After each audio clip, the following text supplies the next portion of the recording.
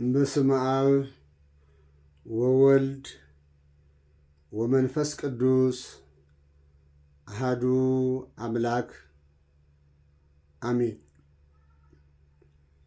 እግዚአብሔርን የምትወዱት እግዚአብሔር በስራችሁ ሳይሆን በምሕረቱ በቸርነቱ የሚወዳችሁ እንደ እግዚአብሔር ፈቃድ የምትመላለሱ እግዚአብሔር ከምርጦቹ በላይ ምርጥ አድርጎ የራሱ ያደረጋችሁ በቋንቋና በጎሳ የማትለያዩ በምድር ላይ የሚኖሩትን ሁሉ የእግዚአብሔር ፍጡሮች ናቸው ብላችሁ የምታምኑ ድሃና ሀብታም ነጣጥላችሁ የማትመለከቱ ቁስለኛውና ጤነኛውንም ሰው ነው ብላችሁ በሰውነቱ የምታከብሩ ባለጸጋውና ድሃውን በአንድ ላይ ቆመው ስታገኙ ለሁሉም እኩል ክብር የምትሰጡ ከተገፉት ጎን ቆማችሁ የምትገፉ ከገፊዎች ጎን ያልቆማችሁ እግዚአብሔርን የምትፈሩ እግዚአብሔርም የሚያከብራችሁ እግዚአብሔር በቅዱስ አጠራሩ ልጆች ያላችሁ እናንተም ልጆች ሁናችሁ አባት የምትሉት በምድር ላይ ያላችሁ እኛም ማናቃችሁ እግዚአብሔር የሚያውቃችሁ ለስሙ ሁልጊዜ የምትጋደሉ ሰማዕትነትን የምትቀበሉ ያለ ሰይፍ ያለ መከራ የምትሳደዱ እግዚአብሔር በድንቅ አጠራሩ ጠርቶ ለዚህ ዓለም መብራት ያደረጋችሁ በየአውደ ምሕረቱና በተለያየ ምክንያት በሰጣችሁ ጸጋ የምትመሰክሩለት እንደዚሁም በየቤተ መቅደሱ በየቅኔ ማህሌቱና በተለያዩ በመንፈሳዊ አገልግሎት ላይ 24 ሰዓት ሙሉ እያገለገላችሁ ስሙን የምትጠሩ በዚህ ዓለም ደግሞ እየተሳደዳችሁ ስለ ስሙ እየተጠላችሁ በየመቃብር ቤቱና በየጫካው በየገደሉ በየዱሩ ድንጋይ ተንተረሳችሁ የምታለቅሱ እግዚአብሔርም እንባችሁን የጠረገላችሁ ያልጠረገላችሁም በጊዜውና በሰዓቱ መጥቶ የሚጠርግላችሁ በዚህም የምታምኑ የምትታመኑ የምታሳምኑ የምትጸልዩ የምታጸልዩ ትሩፋት የምትሰሩ ቀን ቀን ሀጥና መጥፎ ሰው የምትባሉ ማታ ማታ ግን የጽድቅ ሥራ የምትሰሩ ድሆችን የምትጠይቁ የታመመ የምታስታክሙ በቁስሉ ላይ ዘይት የምትረጩ የምትቀቡ የእግዚአብሔርና እግዚአብሔራውያንን ሥራ ለመስራት 24 ሰዓት ቀን ሙሉ ደፋ ቀና የምትሉ በፍቅሩ የተነደፋችሁ የእግዚአብሔር ቤተሰቦች ከሕፃናት አንስቶ በእግዚአብሔር ስም ስማችሁ ለተሰየመው ሁሉ እግዚአብሔርን የምትወዱት ሁሉ እግዚአብሔር የሚያውቃችሁ ሁሉ እግዚአብሔርን ለማወቅ ገና መንገድ ላይ ያላችሁ ሁሉ ሰማይና መሬትን በዘረጋ ለሰው ልጆች ሲል ተላልፎ በተሰጠው ፍቅሩ በማይለካው ዓለምን ካለመኖር አምጥቶ በፈጠረው በቅዱሱና በሕያው በሰራዊት ጌታ በእግዚአብሔር ስም አጠር ያለች ሰላምታይም በእግዚአብሔር ስም ይድረሳችሁ። ዛሬ ወደዚህ የመጣሁት እንደ እግዚአብሔር ፈቃድ ባለ ጰራቅሊጦስን አስመልክቶ እግዚአብሔር በሰጠኝ ትንሽ እውቀት ለእናንተ ለማካፈል ስለሆነ ሳትንቋት እንድታዳምጧት ከልጅነት ከልደት እስካሁን እስካላችሁበት ሰዓት የጠበቃችሁ ያበላችሁ ያመገባችሁ አተኝቶ ያስነሳችሁ አቆሞ እንድትጓዙ ያደረጋችሁ በጤናችሁ ላይ ጉለት ሳይኖር ጉለታችሁን እየሸፈነ እየሞላ እዚህ ያደረሳችሁ አምላካችን እግዚአብሔር ስሙ የተመሰገነ ይሁን። ከመቀመጫዬ ብድግ ብዬ አክብሬ የእግዚአብሔርን ስም ጠርቼ መንፈስ ቅዱስ ከእኔ ጋር እንዲሆን እንዳላዛባ እንዳላጣምም በአንደበቴ ላይ መንፈስ ቅዱስ እሱ እንዲኖርበት እንዲያድርበት እየተመንኩ እየተማጸንሁ ወደ እናንተ ለመቅረብ የተገደድሁት ዛሬ ወይም ፊት ለፊታችን የሚመጣው እሁድ ባለ 50 ወይም ጰራቅሊጦስ ተብሎ ይጠራል። ባለ 50 ለምን ተባለ? ጰራቅሊጦስ ማን ነው የሚለውን እንመለከታለን። የቤተ ክርስቲያን አባቶች የቤተ ክርስቲያን ልደት ይሉታል። ይሄንን ቀን ባለ 50 ማለት ወይም 50ኛ ቀን እንደማለት ያለ ነው። ጰራቅሊጦስ ማለት ደግሞ እንግዲህ የቃሉ ትርጉም ዮሐንስ አፈወርቅ እንደነገረን ሊቁ ዮሐንስ አፈወርቅ ጰራቅሊጦስን ሲተረጉመው መሪ፣ አጽናኝ፣ ረጂ ይለዋል። ራሱ መድኃኒታችን ኢየሱስ ክርስቶስ በዮሐንስ ወንጌል ምዕራፍ 14 ቁጥር 26 ላይ አጽናኙ ይለዋል። የሚመክር፣ የሚረዳ፣ የሚታደግ እንደማለት ያለ ነው። እነዚህ ሁለት ነገሮችን ነው የምናየው። የእግዚአብሔር ልጆች የባዘነ ሕሊና ካለን የባዘነውን ሕሊናችንን እግዚአብሔር አምላክ ይሰብስብልን። እንግዲህ ምስክር ለመሆን ነው የመጣ ነው። እግዚአብሔርን የሚያምን ሁሉ ለእግዚአብሔር ይመሰክራል። በሽበት አይደለም፣ በዕድሜ አይደለም፣ በቁመት አይደለም፣ በሕፃንነት አይደለም። እግዚአብሔር ከፈለገ ሕፃኑን በእናት ማኅፀን ያለውን ሁሉ ያስመሰክራል። የሰው ዘሮች እምቢ ቢሉ ድንጋይ አንስቶ እግዚአብሔር እንደሆነ ራሱን ያስመሰክራል። ከዚህም የምንወስደው ከቢታንያ ድንጋዮች ነው። ሰዎች ዝም ቢሉ እነዚህ የቢታንያ ድንጋዮች ያመሰግኑኛል አለ ጌታ። ድንጋዩን የሚያናግር ጌታ፣ ድንጋዩን እንዲያመሰግነው የሚያደርገው ጌታ እግዚአብሔር እኛ የሰው ልጆች በምሳሌውና ባሪያው የፈጠረን ልናመሰግነው ስለሆነ አንደበት ሁሉ እግዚአብሔርን ማመስገን ግድ ይለዋል። እግዚአብሔር ልጆች እንግዲህ ወደ ተነሳንበት ነገር እንመለስና መንፈስ ቅዱስ ከማየታችን በፊት ይሄ ባለ 50 የተባለ ምን ማለት ነው? ለምን ባለ 50 ተባለ ብለን ልንመለከተው እንችላለን። ከዛ በኋላ መንፈስ ቅዱስን ደግሞ እናመጣለን። ለማንኛውም የሐዋርያት ሥራ ምዕራፍ 2ን እያነበባችሁ እንድትቆዩኝ እፈልጋለሁ። ወይም ደግሞ ጊዜ ስታገኙ ይሄ በዓል በመጽሐፍ ቅዱሳዊ ነው ወይ ብላችሁ ስትመለከቱ መጽሐፍ ቅዱሳዊ ነው። እንደው ለመግቢያ ያህል ባለ 50 የተባለው ቀን በደረሰ ጊዜ ሁሉም በአንድ ልብ ሆነው አብረው ሳሉ ይላል። በአንድ ልብ የሐዋርያት ሥራ ምዕራፍ 2 ቁጥር 1 ላይ ነው። እግዚአብሔር አንድ ልብ እንዲያደርገን ቅዱስ ፈቃዱ ይሆንልን። አሁን የተቸገርነው ዓለም የተቸገረው አንድ ልብ አልሆን ብሎ ነው። በእምነቱ ውስጥም ያለን ሰዎች አንድ ልብ አይደለንም። በቤቱ ውስጥ ያለንም ሰዎች አንድ ልብ አይደለንም። ከቤቱ ውጭም ያለን ሰዎች አንድ ልብ አይደለንም። አንግባባም። የየራሳችን ዋሻ ይዘን ነው ቁጭ ያልነው። የየራሳችን መንገድ ይዘን ነው ቁጭ ያልነው። የየራሳችንን ሕይወት ነው ይዘን ቁጭ ያልነው። አንድ ልብ እንዲያደርገን እግዚአብሔርን መለመን ያስፈልጋል። ቆላም ያለው ደጋም ያለው አንድ አባት አለን፣ እግዚአብሔር ነው። አንድ እናት አለችን፣ ድንግል ማርያም ናት። አንድ መጠለያ ያለችን ቅድስት ቤተ ክርስቲያን ናት። አንድ የስማችን መጠለያ ያለ ኦርቶዶክስ ነን። ከዛም ውጭ ያለንም ቢሆን በየትኛውም እምነት ውስጥ ያለን ቢሆን በየእምነቱ አንድ ልብ ሆነን አናቅም። የእኔ ልብ የራሴ ነው፣ የራሳችሁ ልብ የራሳችሁ ነው። ልብን በተመለከተ አይደለም አሁን እየታወራን ያለ ነው። አንድ ልብ ማለት አንድ ሀሳብ ማለት ነው። ተግባብተን ስለማናቅ ነው። በአንድ ላይ እንቀድሳለን፣ አንግባባም። በአንድ ላይ እንዘምራለን፣ አንግባባም። በአንድ አይነት ጾም እንጾማለን፣ አንግባባም። በአንድ አይነት እንዘምራለን፣ አንግባባም። አንድ አይነት ቋንቋ እንናገራለን፣ ግን አንስማማም። ቋንቋ እመለስበታለሁ። አንድ አይነት የሰው አካልነት አለን፣ ግን አንግባባም። ያላግባባን የራሱ ስራ ዲያብሎስ የራሱን ስራ ስለሰራብን ነው። ስለዚህ የእግዚአብሔር ልጆች በእያንዳንዷ ሕይወታችንና በእያንዳንዷ እንቅስቃሴያችን ውስጥ ክርስቶስ እንዲገባበት አንድ ልብ እንዲያደርገን ቅዱስ ፈቃዱ ይሆንልን። መጽሐፍ ቅዱስ ይህን ነው የሚለው። ባለ 50 በብሉይ ኪዳን አይሁድ የሚያከብሩት በዓል ነው። ባለ 50 እንመጣለሁ። በባለ 50 ጰራቅሊጦስ ስለገባበት ነው። አሁን ባለ ጰራቅሊጦስ ብለን ክርስቲያኖች እናከብረዋለን። አይሁድ አሁንም ባለ 50 ብለው ያከብሩታል። ባለ 50 ማለት ለእነሱ የእሸት ቀን ነው።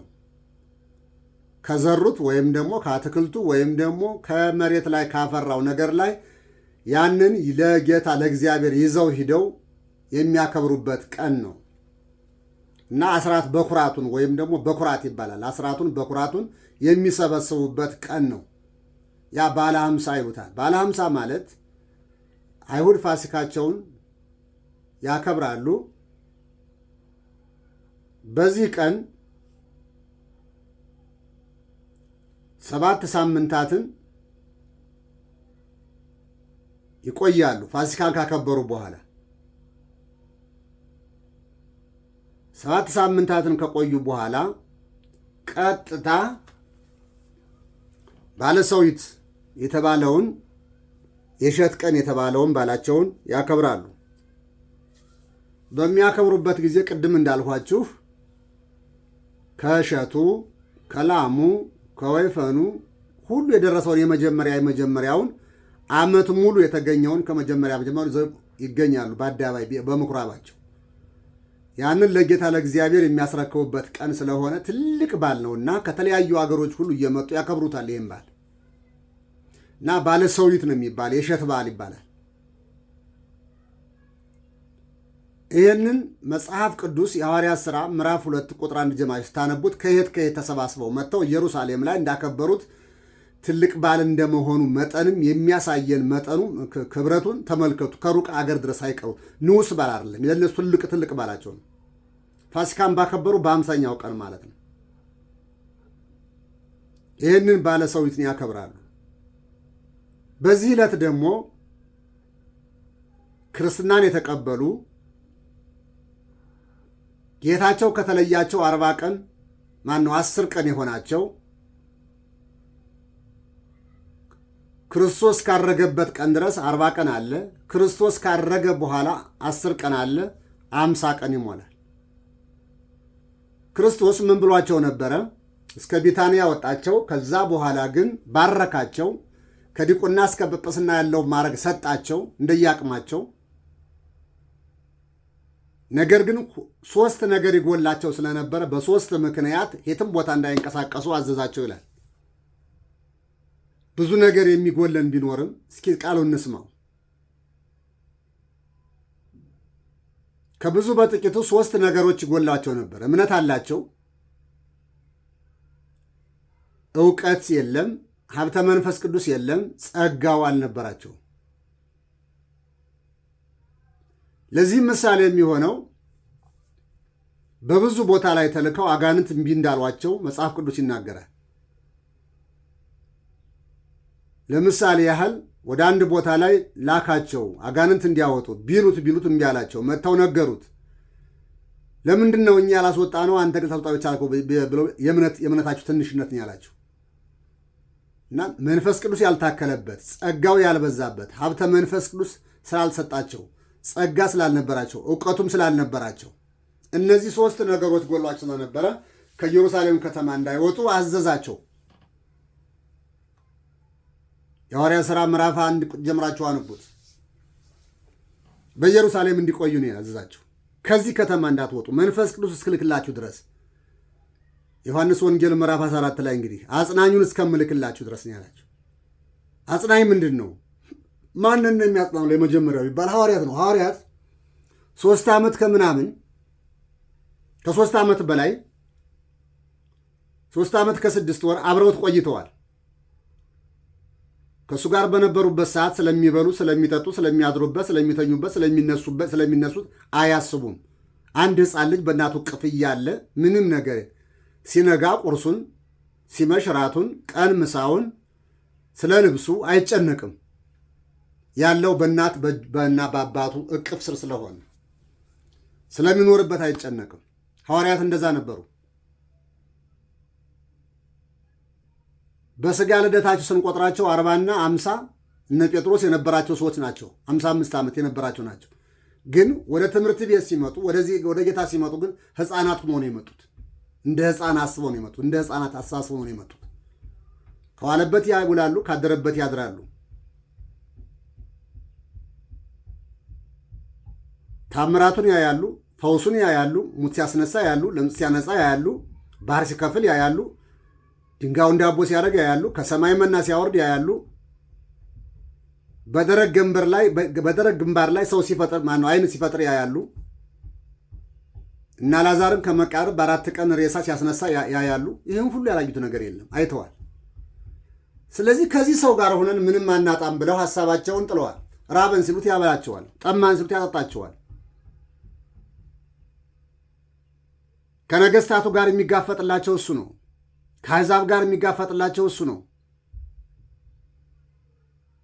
ስለዚህ ሁሉን ነገር በእሱ ላይ ጥለው ይኖሩ ነበርና እሱ ሲለያቸው ሐዘንተኞች ሆኑ። ልጅ እናትና አባቱ ሲሞቱ ለጊዜው ለተወሰነ ጊዜ ተጽዕኖ ይፈጥርበታል፣ ያዝናል። ሳቅ ከሱ ይርቃል፣ እንቅልፍ ከሱ ይርቃል፣ ጭንቀት በውስጡ ያድራል። እንዴት ነው ይሄን ዓለም የምጋፈጠው ብሎ ያወጣ ያወርዳል በሐሳብ በጭንቀት ውስጥ። ሐዋርያትም በዛ በነበሩበት ሰዓት ላይ ነው። እንዲህ ባዘኑ ሆነው ወደ ዓለም ቢሄዱ የእግዚአብሔርን ቃል በትክክለኛው መንፈስ ጸጋን ተሞልተው በመንፈስ ቅዱስ ሀብት ሊያስተምሩ ስለማይችሉ ምን ሆኑ? እስኪጽናኑ መንፈስ ቅዱስ መጥቶ እስከሚያጽናናቸው። አጽናኝ ይፈልጋል የሰው ልጅ፣ የእግዚአብሔር ልጆች። ሰዎች ሲሞቱ፣ ወላጆች ሲሞቱ፣ ዘመድ ሲሞት እናጽናናለን። እግዚአብሔር ያጽናህ እንላለን። ስለዚህ አጽናኝ ይፈልጉ ስለነበረ አጽናኙን እስክልክላቸው ድረስ ምን ብለዋል? በዚህ ከተማ ቆየዋል። ልክ በ10ኛው ቀን የአይሁድ ባለሰዊት በሆነበት ቀን ጽርሐ ጽዮን በሚባለው ማርቆስ እናት ቤት ሲጸልዩ ሳለ መንፈስ ቅዱስ በላያቸው ላይ በእያንዳንዳቸው ላይ ምን ሆነ? እስኪ የሐዋርያት ሥራ ምዕራፍ እያነበብን ግብዛው በፊት ለፊት ጋድ በጋድ ወይም ግልጽ በግልጽ ዝም ብሎ ቲዎሪ ብቻ እንዳይሆን እንመልከተው። ባለ 50 የተባለውም ቀን በደረሰ ጊዜ ሁሉም በአንድ ልብ ሆነው አብረው ሳሉ ይላል። በአንድ ልብ ድንገትም እንደሚነጥቅ አውሎ ነፋስ ከሰማይ ድምፅ መጣ፣ ተቀምጠውም የነበሩበትን ቤት ሁሉ መላው። እንደ እሳትም የተከፋፈሉ ልሳኖች ታዩአቸው፣ በእያንዳንዳቸውም ላይ ተቀመጡባቸው ይላል። በእያንዳንዶችም ላይ ተመልከቱ። ሰዎቹ እነማን ናቸው? ስንት ናቸው? የሚለውም በኋላ እንመጣበታለን። አሁን ሐዋርያት ብላቸው ያዙት። ሁሉም መንፈስ ቅዱስ ሞላባቸው። መንፈስንም ይናገሩ ዘንድ እንደሰጣቸው በሌላ ልሳኖች ይናገሩ ጀመር ይላል። በሌላ ልሳኖች አይሁድ ቋንቋቸው ዕብራዊ ነው። እነዚህም ከአይሁድ ወገን ስለወጡ አንዲት ቋንቋ ነበረቻቸው፣ እሷም ዕብራዊ ናት። ከሰማይ በታች ካሉ ሕዝብ ሁሉ በጸሎት ይተጉ የአይሁድ በኢየሩሳሌም ይኖሩ ነበረ። ከሰማይ በታች ካሉ ሕዝብ ሁሉ በጸሎት የተጉ አይሁድ በኢየሩሳሌም ይኖሩ ነበር። በጸሎት 24 ሰዓት ሳያቋሩ ተመልከቱ። ይህንም ድምፅ በሆነ ጊዜ ሕዝቡ ሁሉ ተሰበሰቡ። እያንዳንዱም በገዛ ቋንቋው ሲናገሩ ይሰማ ስለነበረ የሚሉትን አጡ። የመጡበትን ሀገር አሁን ይናገራል። ይህ ድምፅ በሆነ ጊዜ ሕዝቡ ሁሉ ተሰበሰቡ። እያንዳንዱ በገዛ ቋንቋው ሲናገሩ ይሰማ ስለነበረ የሚሉትን አጡ ይላል። ደግሜዋለሁ። ተገርመውም ተደንቀውም እንዲህ አሉ፣ እነሆ እነዚህ የሚናገሩት ሁሉ የገሊላ ሰዎች አይደሉምን? ምን ለማለት ፈልገው ነው? እነዚህ የገሊላ ሰዎች አይደሉ? እኛ በየሀገሩ የምንኖር የሀገሩን ቋንቋ የምናቀና፣ እነዚህ ግን እዚህ ገሊላ ውስጥ ነው የሚኖሩት። እንዴት ከየት ይህን ቋንቋ ከየት አመጡት? የሚል ነው። እንግዲህ ስለ ቋንቋ ስናወራ ምድር ሁሉ አንድ ቋንቋ እንደነበረች ዘፍጥረት 11 ቁጥር 6 ላይ መመልከት ያስፈልጋል። ለሁሉም አንድ ቋንቋ ነበራቸው ይላል ዘፍጥረት። ቋንቋ አሁን ቋንቋ ገለጸላቸው፣ በሌላ ቋንቋ ይናገሩ ጀመረ። አንድ ቋንቋ ነበራቸው አይደል እያልን የተናገርነው። አሁን የእግዚአብሔር ልጆች ልብ ብላችሁ አዳምጡ። ለምንድን ነው ቋንቋው ስንት ነው? 71 ነው? 72 ቋንቋ ነው? አንዳንዱ 71 ይሉታል፣ አንዳንዱ 72 ቋንቋ ይሉታል። 72ቱ አርዲት በማስመልከት 72 ይሉታል። ስለዚህ እስቲ ይህንን ቋንቋ ምድር ሁሉ መጀመሪያ ምን አይነት ቋንቋ ነበራት? ምድር ሁሉ አንድ አይነት ቋንቋ ነበራት ይላል ዘፍጥረት። በመርገም የመጣ ቋንቋና ለበረከት የመጣውን ቋንቋ ደግሞ እንመልከተው። በመርገም የመጣ ቋንቋ እዚህ ዘፍጥረት 11 ላይ ቁጥር 1 ጀምረን ስናነበው አንድ ለየት ያለ ታሪክ እናገኛለን። ይቺ ኢራን ወይም ደግሞ ኢራቅ የምንላት ሀገር ወይም ደግሞ ሰናዖር፣ ስልምናሶር እያልን የምንጠራቸው ታሪኮች ስንመለከት ምድር ሁሉ እስከነዚህ ዘመን ድረስ አንድ ቋንቋ ነበረች ነው የሚለው። ገብታችሁ አንቡት መጽሐፍ ቅዱስ ላይ። ምድር ሁሉ አንድ ቋንቋ ከሆነች ይህም ቋንቋ ማናመጣው? የአዳም ልጆች እስከነዚህ ሰዎች እስከ ስልምናሶር ወይም ደግሞ እቺ ነነው የምትባል ወይም ደግሞ ኢራቅ የምትባል ወይም ኢራን የምትባል ሀገር፣ እነዚህ ሁለት ሀገሮች እንግዲህ የተዘዋወሩ ስማቸውን እየቀያየሩ እስከ አለንበት ዘመን ድረስ የመጡ ናቸው። ከ5 ጊዜ በላይ ስም ቀይረዋል። በስም አይዳንም እንጂ ሰዎች ወንጀል ሰርተው ስም ይቀይራሉ። ጽድቅ የሰሩ ሰዎች ስም አይቀይሩ። ስማቸውን ቢቀይርላቸው እግዚአብሔር ብቻ ነው። ያችም ቅዱስ ገሌ ብሎ ነው። ስም እንኳ ወላጆች ያወጡትን ስም አይቀይርም። ጊዮርጊስ ብለው እናትና አባቱ አወጡለት። እግዚአብሔር የሰጠው ግን ቅዱስ የምትለዋን የደረበለት አጸናለት እንጂ። ቅዱሳን ስም አይቀያይሩም። የሌብነት ስም የላቸውም። የጽድቅ ስም ነው ያላቸው። የእውነት ስም ነው ያላቸው። ስማቸውን ቀይሮ መደበቅ አይፈልጉም። ኃጢአተኛ ግን ስሙን ይቀይራል። አንድ ቦታ ሲሄድ ሌላ ሊባል ይችላል። አንድ ቦታ የማደናገሪያ እንዳይታወቅ የማድረግ ነው። ፊቱን መቀየር ግን አይቻልም። ይቺ ሀገርም ስራዋን መቀየር ግን አልቻለችም። ስም ነው የቀየረችው። ነቢያትን ገላለች፣ አሳዳለች። የግፍ ሀገር ናት። ስለዚህ በዚች ምድር ላይ የነበሩት ሰዎች ሲበዙ ተሰባሰቡና አንድ ነገር መከሩ። አንድ ቋንቋ ነበሩ፣ አንድ ልሳን ነበሩ፣ አንድ ልብ ነበሩ። ከዛ በፊት ቋንቋ የሚባል ነገር አይታወቅም። በዚህ ላይ ግን አንድ ነገር ወሰኑና እኛ የአዳም ልጆች በዛን፣ ከእንግዲህ በኋላ በየሀገሩ እንበተናል፣ ልጆቻችን እየበዙ ሄዱ። ስለዚህ አንድ ማስታወሻ የሚሆን ህንፃ እናቆም አሉ። አንድ ማስታወሻ የሚሆን አንድ ህንፃ እናቆም ብለው አሰቡ ነው የሚለው መጽሐፉ። ይሄ ታሪክ ከዚህ ታሪክ ጋር ስለሚገናኝ ነው የማነሳው። አንድ የነበሩት ቋንቋቸው አንድ የነበሩት ሰዎች በቋንቋ ተለያይተዋል። መልሶ ደግሞ ክርስቶስ መንፈስ ቅዱስ ሲመጣ ደግሞ ተመልሶ ደግሞ እነዚህን ሰዎች ደግሞ ያን ሁሉ ቋንቋ እንዲሰሙ አድርጓል መንፈስ ቅዱስ። ይህን የመርገሙን ቋንቋ ይሄ ደግሞ የበረከቱና የጸጋውን የስጦታውን ቋንቋ ደግሞ እንመልከተው። ይሄ የጸጋው ስጦታ ቋንቋ ሰው የሚያለያይ ቋንቋ ነው ወይንስ የሚያጋድል ነው ወይንስ መግባቢያ ነው? ያኛው ደግሞ መጀመሪያው ቋንቋ ደግሞ የሚያጋድል ነው፣ የሚያለያይ ነው፣ አንድ የማያረግ ቋንቋ ነው። አሁንም ዓለማችን ላይ ያለው ይሄ ነው። የእግዚአብሔር ልጆች በተለይ እኛ ሀገር ኢትዮጵያ ላይ ያለው ቋንቋ ይሄ ነው። የሚያጋድል መርገም ሆነብን ቋንቋ፣ ሞት ሆነብን ቋንቋ፣ ጥፋት ሆነብን ቋንቋ፣ ስደት ሆነብን ቋንቋ፣ ጥላቻ ሆነብን ቋንቋ። መግባቢ አልሆነንም፣ በረከት አልሆነንም። የአንዱን ቋንቋ አንዱ እንዲጠላው ተደርገን ተቀረጽ። ለምን? ሰው የሚለው ግን አንድ ያደረገን ነበረ።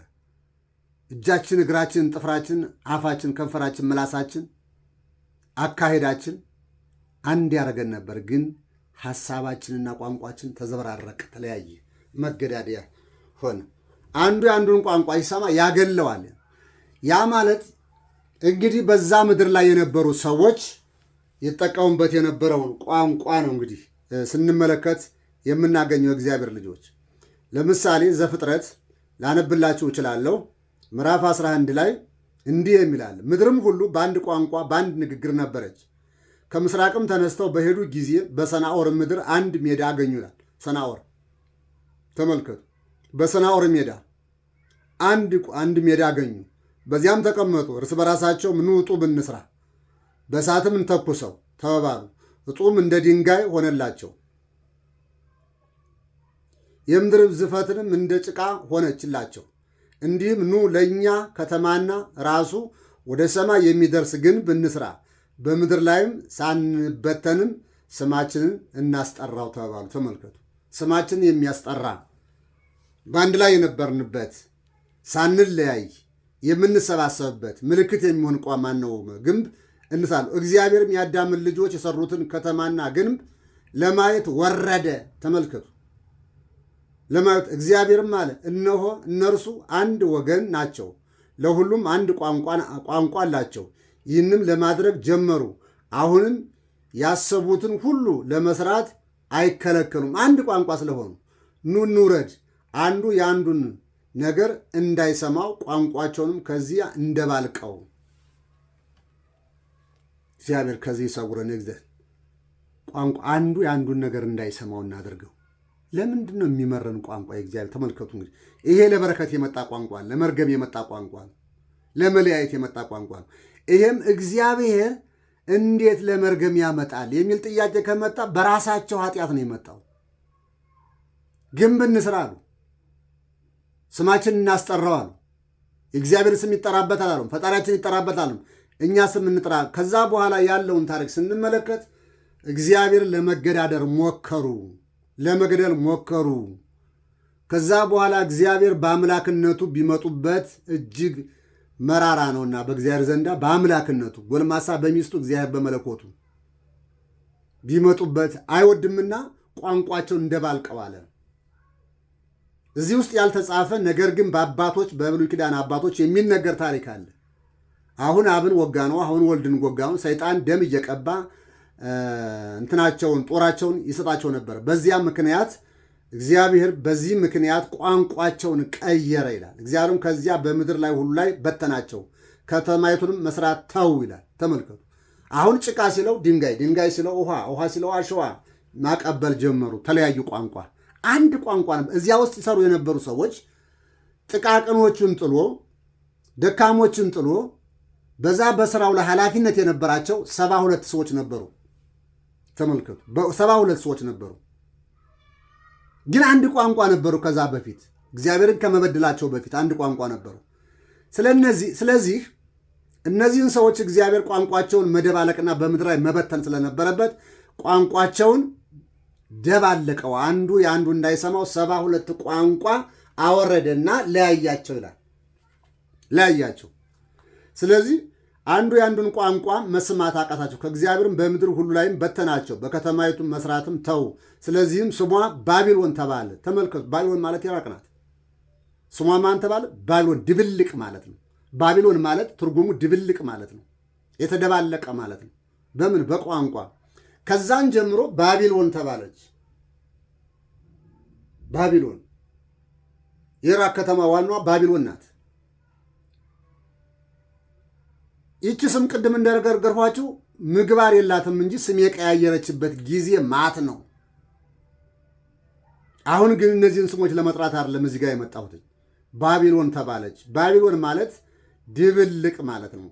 እግዚአብሔር በዚህ ምድርን ቋንቋ ሁሉ ደባልቋልና ከዚያም እግዚአብሔር በምድር ሁሉ ላይ እነርሱም በትኗቸዋል። ባቢሎን ማለት ድብልቅ መበተን ማለት ነው። ከባቢሎን እግዚአብሔር ያውጣን፣ ከመደባለቅ ያውጣን፣ ትርምስምስ ከመሆን ያውጣል። አንድ ልብ እንድን ያደርገን።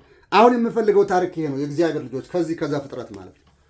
ስለዚህ እግዚአብሔር አምላክ ለ72 ቋንቋን የገለጠው ለምንድን ነው ቢባል በዛን ጊዜ ለመርገም የሰጠውን ቋንቋ አሁን ለበረከት ነው መልሶ ደግሞ ለመባረኪያ፣ ለመግባቢያ፣ ወንጌል ለመማሪያ እንዲያደርገው አንድ ቋንቋ የሰሙት የነበሩትን ከቋንቋቸው ውጭ 71 ቋንቋ ገለጸላቸው።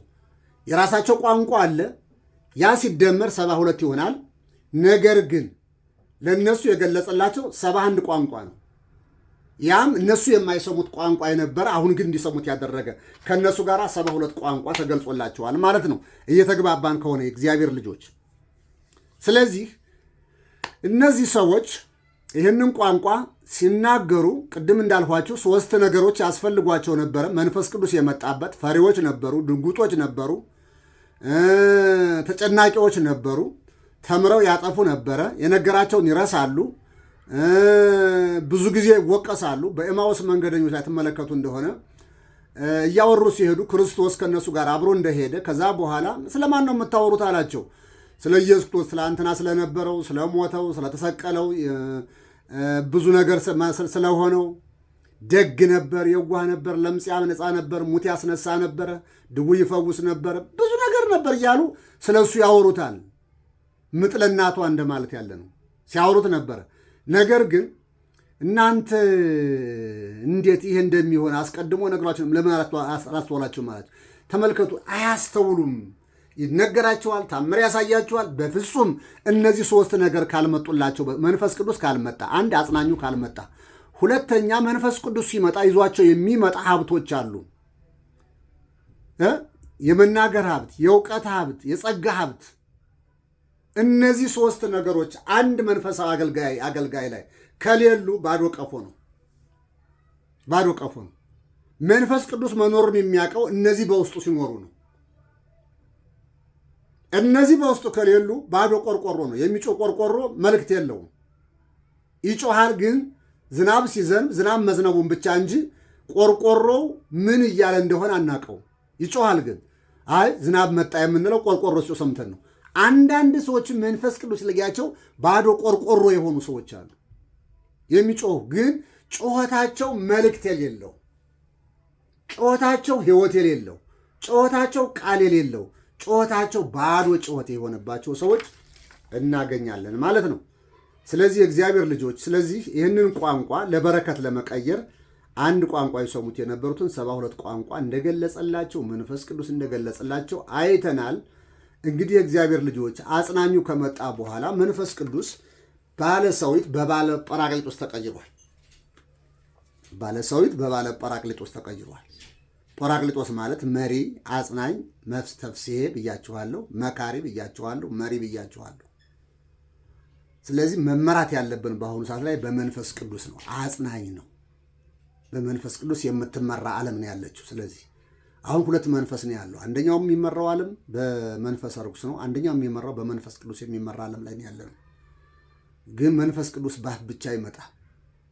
መንፈስ ቅዱስ የሚወደውን ስራ በመስራት መንፈስ ቅዱስን ለራስ ማድረግ ይቻላል። አንተ ቤት ሊበላ የሚመጣው ጥሬ ስጋ ቤት የምትከፍተው ስጋ በላተኞች ስላሉ ነው። ሽሮ ቤት የምንከፍተው ሽሮ በላተኞች ስላሉ ነው። ልብስ ቤት የምንከፍተው የሚለብሱ ሰዎች ስላሉ ነው። ከሌሉ የሚበላው ነገር ከሌለ የሚመገብ ምግቡ የማይፈልገው ሰው ካለ ምግቡን አትከፍተውም፣ አታስተዋውቀውም። ስላለ ነው የምታውቀው። ስለዚህ መንፈስ ቅዱስ ያደረባቸው ሰዎች የሚታወቁት በስራቸው ነው። መንፈስ ቅዱስ አይጨበጥም፣ አይዳሰስም። ከሥላሴ አካል አንዱ ነው። በልሳን ተከፋፈሉ፣ በላያቸው ላይ የማደሩ። ከዛ በኋላ እስኪ ሐዋርያትን ሥራ ደግሞ እያነበብን ነው የእግዚአብሔር ልጆች ለጥቂት ጊዜ። ስለዚህ የሐዋርያትን ሥራ ማንበብ እጅግ ጠቃሚ ነውና እናነበዋለን። የእግዚአብሔር ልጆች መቼም እንግዲህ አንድን ነገር ስንመለከት ወይም ስናይ ከውስጡ ከስሩ ማየት ባለአምሳ የተባለውም ቀን በደረሰ ጊዜ እያል የተከፋፈሉ ልሳኖች ታዩአቸው። ከድምፅ በሆነ ጊዜ ሕዝቡም ሁሉ ተሰበሰቡ፣ እያንዳንዱ በገዛ ቋንቋቸው ይሰሙ ነበረ። ተገርመውም ተደንቀውም እንዲህ አሉ፣ እነሆ እነዚህ የሚናገሩት ሁሉ የገሊላ ሰዎች አይደሉምን? አዎ አንድ ቋንቋ ብቻ ማለት ነው። እኛንም እያንዳንዳችንን የተወለድንበትን የገዛ ቋንቋችንን እንዴት እንሰማለን? አይሁድ ተበትነው ነበር። የተወለዱት በሌላ ሀገር ላይ ነው። ስለዚህ በብዙ ፋርስ ባቢሎናውያን ለ60 ዓመት፣ ሮማውያን ለ70 ዓመት ገዝተዋቸዋል። በተለያየ ጊዜ ተበትነዋል። እነ ስልምናሶር በነበሩበት ሰዓት እና ናቡከደነጾር በመጡበት ሰዓት ላይ አገሪቷ እንዳልነበረች አድርገው ሕዝቧን አፍልሰው በየአገሬው እንዲሰደዱ አድርጓቸው ነበርና በዛ ምክንያት ሂደው ወልደው ተካብደው ወላጆቻቸው አልቀው ልጆች ያንን እምነት ተከትለው ግን ታሪክ አይረሳምና እየመጡ ያከብሩ ነበርና እኛም እያንዳንዳችን የተወለድንበትን የገዛ ቋንቋችንን እንዴት እንሰማልናል? ተመልከቱ። የጳርቴና የሜድ የኢላሜጥም ሰዎች በሁለት ወንዝም መካከልም በይሁዳም በቆጶዶቅያም በጳንጦስም በእስያም በአፍሪንጊያም በጵንፍልያም በግብፅም በቀሬናም በኩል ባሉ በሊቢያ ወረዳዎች የምንኖር በሮሜም የምንቀመጥ አይሁድ ወደ ይሁዲነትም የገባን ይላሉ። የቀርጤስና የአረብ ሰዎች የእግዚአብሔርን ታላቅ ሥራ በልሳኖቻችን ሲናገሩ እንሰማቸዋለን። ሁሉም ተገረሙና አመንትተው እርስ በራሳቸው እንጃ ይህ ምን ይሆን አሉ። ሌሎች ግን እያፌዙባቸው ጎሽ የወይን ጠጅ ጠጥተዋል አሉ። ተመልከቱ። ሰው የሚለው ያጣ ላለማመን የማደረድረው ነገር የለም። ለምክንያት መስጠት የወላጆቻችን የአዳምና ሔዋን ስለሆነ ላለማመን ምክንያት መስጠት። ከዚህ በላይ ከዚህ ሁሉ የተገረሙና አመንትተውም እርስ በራሳቸው እንጃ ምን ይሆን ተባባሉ። ሌሎች ግን እያፌዙባቸው ጉሽ የወይን ጠጅ ጠጥተዋል አሉ። ተመልከቱ። ያልጠራ ማለት ነው። ጉሽ ከሆነ በእስራኤል ዘንዳ ጉሽ ወይን ጠጅ ማለት ገና ያልጠራ አተላው ወደ መሬት ያልደረሰ ጥርት ብሎ ያልወጣ እስከ እንትኑ ከሆነ ያሰክራል እና ያንን ጠጥተው ነው አሏቸው። ያንን ጠጥተው ነው። ነገር ግን ጴጥሮስ ከ11 ጋር ቆመ፣ ድምፁንም ከፍ አድርጎ እንዲህ ሲል ተናገራቸው። አይሁድ በኢየሩሳሌም የምትኖሩ ሁላችሁ ይህንን በእናንተ ዘንድ የታወቀ ይሁን፣ ቃሎቼንም አድምጡ። ለእናንተ እንደመሰላችሁ እነዚህ የሰከሩ አይደሉም። እንደመሰላችሁ ተመልከቱ። አልተሳደበም። እንደመሰላችሁ ነው ያለ። ተመልከቱ። ከቀኑ 3 ሰዓት ነው። በእስራኤል ዘንድ ወይን በ3 ሰዓት አይጠጣም፣ ነውር ነው በሕጋቸው በስርዓታቸው። እነሱ ግን ምንድን ያሏቸው 3 ሰዓት ላይ መንፈስ ቅዱስን የወረደበት ሰዓት ነው። መንፈስ ቅዱስ ለምን 3 ሰዓት ላይ ወረደ ብትሉ የአብን የወልድን የመንፈስ ቅዱስን ምሳሌ አስፈጻሚ መንፈስ ቅዱስ ከእግዚአብሔር አብ ጋር ከእግዚአብሔር ወልድ ጋር እንዳለው እኩል አካል እንዳለው 3 ሰዓት ላይ ሰው ከእንቅልፉ የነቃበት የደከመ ስጋ የጠነከረበት ተኝቶ ያደረ ስጋ ደርሶ ሲቆም መልፈስፈስ ያመጣልና ልክ ሰውነታቸው ጠንክረው ትንሽ ፀሐይ ነገር ሞቅ ብለው ረሃብም የሚሰማበት ገና ምግብ የማይዘጋጅበት ሰዓት ላይ ነውና ልክ በዛን ሰዓት ላይ መንፈስ ቅዱስ መጣላቸውና ይህንን ሲናገሩ እነዚህ ሰዎች የጎሽ ጠላ ጠጥተው ነው አሏቸው። ተመልከቱ። የሚዘላብዱት የሆነ የወይን ጠጅ ጠጥተዋል፣ ገና ያልጠራ የወይን ጠጅ ጠጥተዋል ነው ያሏቸው። ነገር ግን ጴጥሮስ ከ11 ጋር ቆመና ድምፁንም ከፍ አድርጎ እንዲህ ሲል ተናገራቸው። ድምፁን ከፍ ያደረገው ሕዝቡ ብዙ ስለነበረ ነው፣ የእግዚአብሔር ልጆች።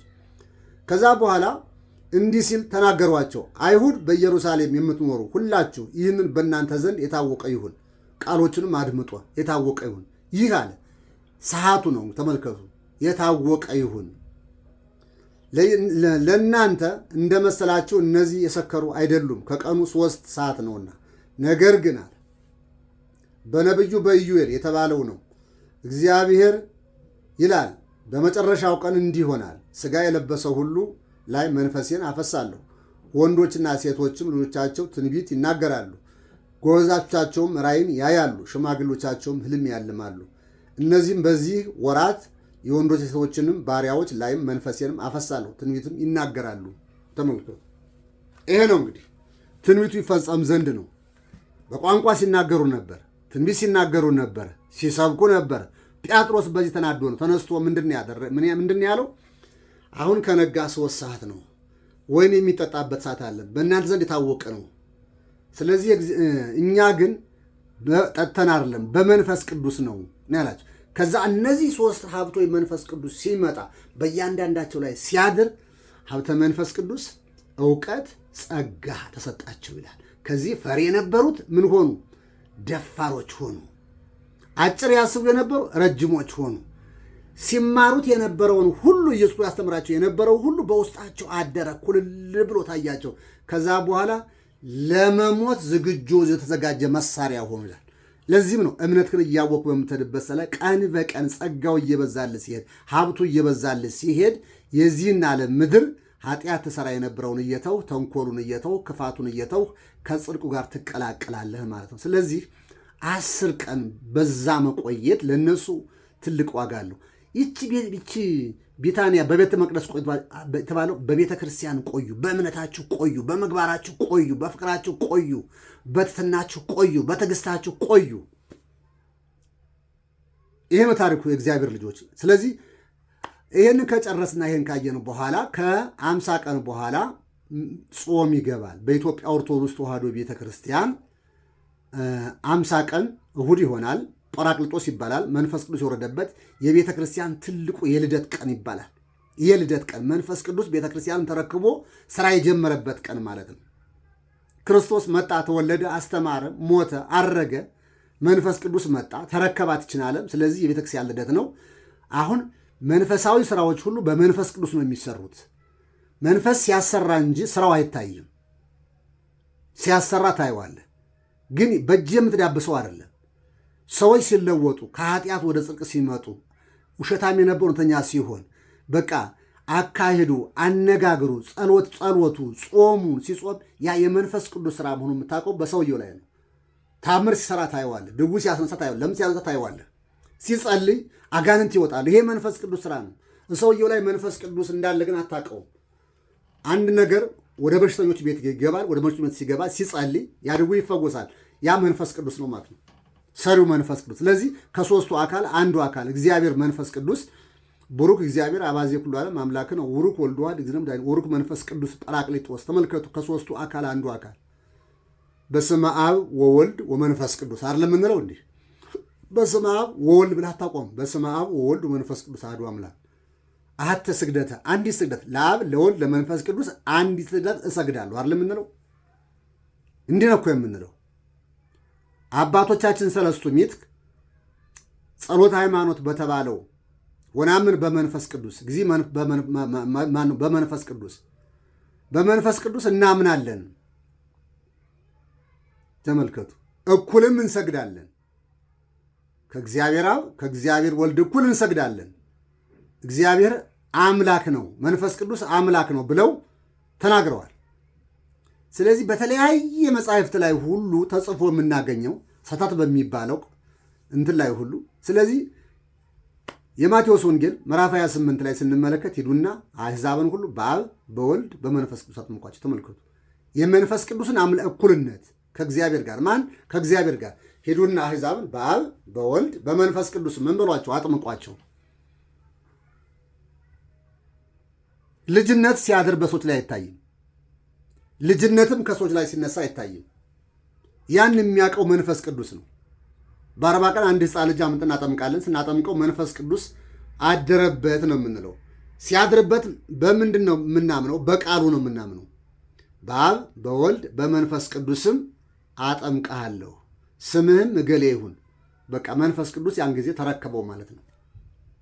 አሳዳጊው እሱ ነው። ስለዚህ የእግዚአብሔር ልጆች ለነበረን ጊዜ ለነበረን ሰዓት ሁሉ ክብር ምስጋና ይግባው። ስለዚህ ሰኔ ጾም ሰኞ ይጀምራል። ጾመ ድኅነት ዓርብ ረቡዕ ደግሞ ሰኔ 3 ቀን ይጀምራል። ሰኔ 1 ቀን ጰራቅሊጦስ ነው። ሰኔ 2 ጾሙ ይጀምራል። ሰኔ 3 ሰኔ 4 ደግሞ ዓርብ ረቡዕ ይገባል ማለት ነው። ዓርብ ረቡዕ ይገባል። ቅዳሜ 30 ከሆነ ጾሙ ማነው መንፈስ ቅዱስ ማነው በሰኔ 1 ቀን ባለ ጰራቅሊጦስ ይውላል ማለት ነው። ባለ ጰራቅሊጦስ ይውላል። ጰራቅሊጦስ በዋለ ወይም በባለ 50 በዋለ በነጋው ጾም ይገባል ማለት ነው። ተወደደም ተጠላ የኢትዮጵያ ኦርቶዶክስ ተዋሕዶ ቤተክርስቲያን ጰራቅሊጦስ ከእሑድ አይወጣም፣ ዕርገት ከሐሙስ አይወጣም፣ ትንሣኤ ከእሑድ አይወጣም፣ ስቅለት ከዓርብ አይወጣም፣ ሆሳዕና ከእሑድ አይወጣም፣ ጸሎተ ሐሙስ ከሐሙስ አይወጣም። ይሄ በኢትዮጵያ ኦርቶዶክስ ተዋሕዶ ቤተክርስቲያን አቆጣጠር የሚገኝ ነው። እንደ ሌላው ዝብርቅርቅ ያለ ጥርት ያለ ዲሜጥሮሳዊ አቆጣጠር ያላት በስነ መለኮት የታወቀች ዶግማዋ በዓለም ላይ እጅግ የማይገኝ የቀረህ የማይባል ስርዓት ጾሟ፣ ነገር ግን በውስጧ ያሉ ሰዎች እያዛቡት እየበረዙት መጡና ዛሬ ቋንቋም እንደምንመለከተው እንደምናየው ካባውን ደርበው ቀሚሱን ለብሰው በቋንቋ ተወሽቀው ቤተ ክርስቲያኒቷን ለመክፈል የሚፈልጉ መንፈስ ቅዱስ የማይፈልገው መንፈስ ቅዱስ አንድ ልብ ሐዋርያት በአንድ ልብ ሆነው ጸልዩ ነበር አይደል የተባለው። በአንድ ሆነን እንድንጸልይ እግዚአብሔር አምላክ ይርዳን። አንድ ልብ ያልሆኑ ሰዎች አሉና እግዚአብሔር ወደ አንድ ልብ ይመልሳቸው። ለነበረን ጊዜ ሁሉ ስሙ የተመሰገነ ይሁን። ወስብሐት ለእግዚአብሔር፣ ክብር ምስጋና ይግባው። ባለ ጰራቅሊጦስን እንድናክብር እግዚአብሔር አምላክ ይርዳን፣ ከክፉ ነገር ይሰውረን። ስለዚህ 50 ቀን ሙሉ በላን፣ 50 ቀን ሙሉ እንደፈለግን ሆን። ጾም የለ ምን የለ። አሁን ግን ከጰራቅሊጦስ በነጋው ጀምረን ግን የጾምና የስርዓት ጊዜ ይኖረን እላለሁኝ።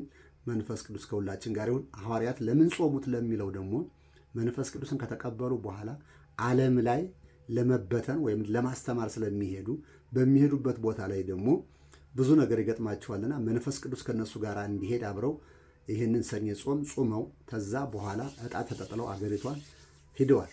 ስለዚህ በየቋንቋው ሁሉ አስተምረዋል። ያ ቋንቋ ለአንድ ቀን ብቻ ተገልጠላቸው እስከ ዕለተ ሞታቸው ድረስ ተናግረውታልና እግዚአብሔር በረከታቸው ይደርብን፣ ከክፉ ነገር ይሰውረን። አሜን። ስብሐት ለእግዚአብሔር።